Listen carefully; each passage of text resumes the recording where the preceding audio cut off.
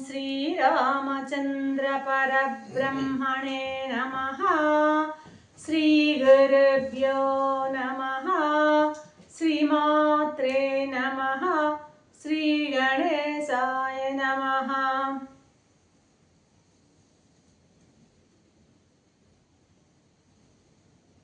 ప్రియాత్మబంధువులారా, యోగ వాసిష్టం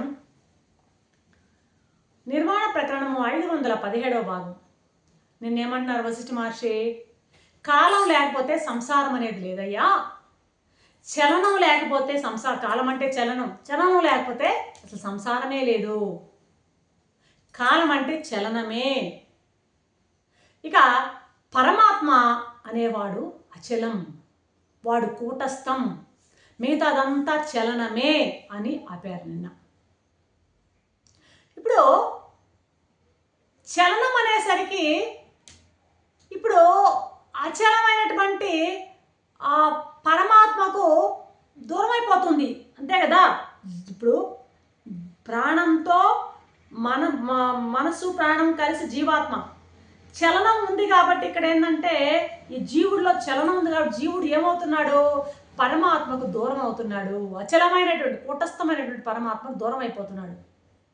ఎప్పుడైతే పరమాత్మకు దూరం అయ్యాడో వీడు ఏంటంటే ఆ పరమాత్మ కంటే భిన్నంగా కనబడుతున్నాడు వీడు. ఎందుకంటే వీడు చలనము, అది అచలం.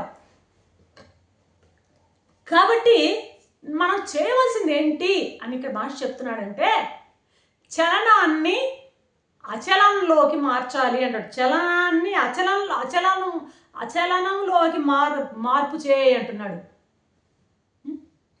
రెండు మాటలు చెప్తున్నాడు ఇక్కడ, అభ్యాసం, ప్రయోగం. ఈ రెండు యొక్క పద్ధతుల్లో నీ మనసును ఏం చేస్తావంటే ఎప్పుడు మనసులో మననం చేస్తూ ఉండవయ్యా. నీ జీవితంలో ఎప్పుడు కూడా ఆ చలనాన్ని అచలనంలోనికి కన్వర్ట్ చేసుకోవడానికి చూస్తూ ఉండు, ఎక్స్పెరిమెంట్ చేస్తూ ఉండు, ప్రయోగం చేస్తూ ఉండు. ఎందులా ఏం ప్రయోగం చేయమంటావు? పైకి రాని బాకు, మనస్సుని ఉన్మేషం లేదు, నిమేషం లేదు, పైకి రాకుండా చూసుకో, పైకి పొంగకుండా చూసుకో, స్పందం లేకుండా చూసుకో, కదలిక లేకుండా చూసుకో. జ్ఞానంలో ఈ మనస్సు దాని స్పందము ఎక్కడైతే ఆగిపోతాయో అప్పుడు కలిగేటువంటి సుఖము అసలు అదే నిజమైనటువంటి సుఖము. అది అది అదే నిజమైన సుఖం అని ఎట్లా చెప్తావు? ఎలా చెప్తావంటే నువ్వు పొందే సుఖమే మామూలుగా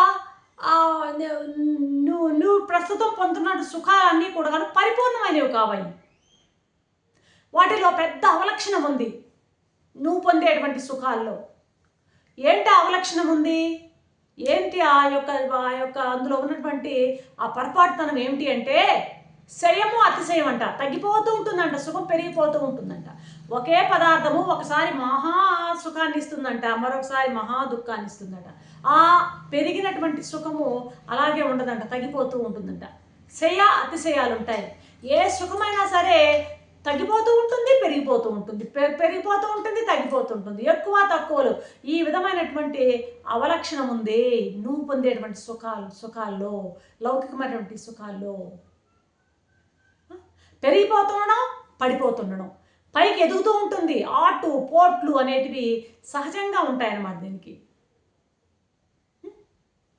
అలా కాకుండా మనం ఎప్పుడైతే మనసు స్పందం లేకుండా మనసు ఎక్కడ ఆగిపోతుందో అక్కడ కలిగేటువంటి సుఖం అన్నామే, అది ఎలాంటిదంటే అక్కడ ఆటుపోట్లు ఉండవు. సుఖం అంటే నిజమైన సుఖం.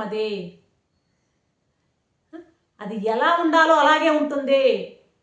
అది అటువంటి సుఖం ఒకప్పుడు ఉదయించదు, మరొకప్పుడు అస్తమించదు. ఎప్పుడు ఉండేటువంటి పదార్థానికి ఉదయం ఉండదు, అస్తమానం ఉండదు. అర్థమైందా? ఉదయం అంటే ఒక రకంగా జననం, అస్తమయం అంటే మరణం. ఉదయము ఆది, అస్తమయం అంతం. ఆద్యంతాలు ఉండవు వీటికి, ఆ సుఖానికి. జ్ఞానానికి ఆద్యంతాలు లేవు, జనన మరణాలు లేవు. రెండు కొసలు ఎప్పుడైతే ఉంటాయో, జననము మరణము ఆది అంతము అని రెండు కొసలు కానీ ఉన్నట్లయితే ఎప్పుడు కూడా ఆ రెండు కొసలు ఉన్నది ఏదైనా లిమిట్ అయిపోతుంది, అక్కడికి పరిమితి ఆ పరిధి అక్కడికి అయిపోతుందన్నమాట.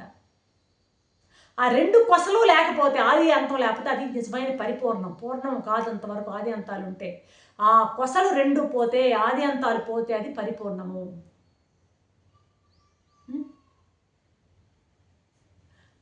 కాబట్టి ఆ ఆత్మ తాలూకు సుఖం ఏదైతే ఉందో, మన ఆత్మలో ఏమాత్రం స్పందం లేనటువంటి, ఆ జ్ఞానంలో స్పందం లేనటువంటి స్థితిలో, మనసు పనిచేయని స్థితిలో పొందేటువంటి సుఖం ఉందే, అది పూర్ణమైన సుఖం. ఈ అనాత్మ తాలూకు సుఖాలు నిజానికి సుఖాలు కావు. కాబట్టి అనాత్మ అసలు పూర్ణం కాదు, కాబట్టి దానివల్ల వచ్చే సుఖం కూడా పూర్ణం కాదు అంటున్నాడు ఇక్కడ వశిష్ఠ మహర్షి. మళ్ళీ చెప్తున్నాడు జ్ఞాని విషయం తీసుకొచ్చి. ఇప్పుడు ఒక జ్ఞానికి మనస్సు ఉన్నా అది మనస్సు కాదయ్యా. ఆ మనసు పనిచేస్తున్నా దాన్ని మనం చిత్తం అని పేరు పెట్టడానికి వీల్లేదు. అది సత్స్వరూపం. నిన్ననే చెప్పాడు, సత్స్వరూపం. జ్ఞాని యొక్క చిత్తము చిత్తం కాదు, సత్స్వరూపం అన్నాడు. అది సత్స్వరూపం అయిపోయింది. కాబట్టి దానికి చిత్తం గిత్తం అనడానికి వీలు లేదు.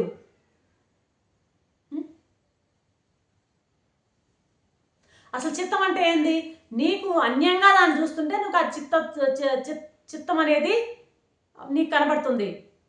అసలు అక్కడ పదార్థాలు అనేకంగా కనబడుతుండాలి, అవి కూడా నీకు భిన్నంగా కనబడుతుంటే అప్పుడు దానికి చిత్తం అని అంటాం మనం. నీకంటే అన్యంగా, నీకంటే వేరుగా కనపడుతుంటే ఏదైనా సరే అప్పుడు అది మనసు పనిచేస్తుంది. అప్పుడు దాన్ని మనము ఆ పనిచేసేటువంటి దాన్ని చిత్తం అని అంటామన్నమాట. కాబట్టి ఎప్పుడైనా సరే అనేక పదార్థాలు కనపడి అవి మనకు వేరుగా కనపడుతున్నప్పుడు అప్పుడు మనసు అనేది పైకి వచ్చింది అని చెప్పాలి. అనేక విశేషాలు కనపడుతున్నాయి, అర్థమైందా? ఆ విశేషాలన్నీ నీకంటే వేరుగా ఉన్నాయి అంటే అప్పుడు మనసు అనేది పనిచేస్తుంది, పైకి వచ్చిందని అనాలి. కాబట్టి జ్ఞానికి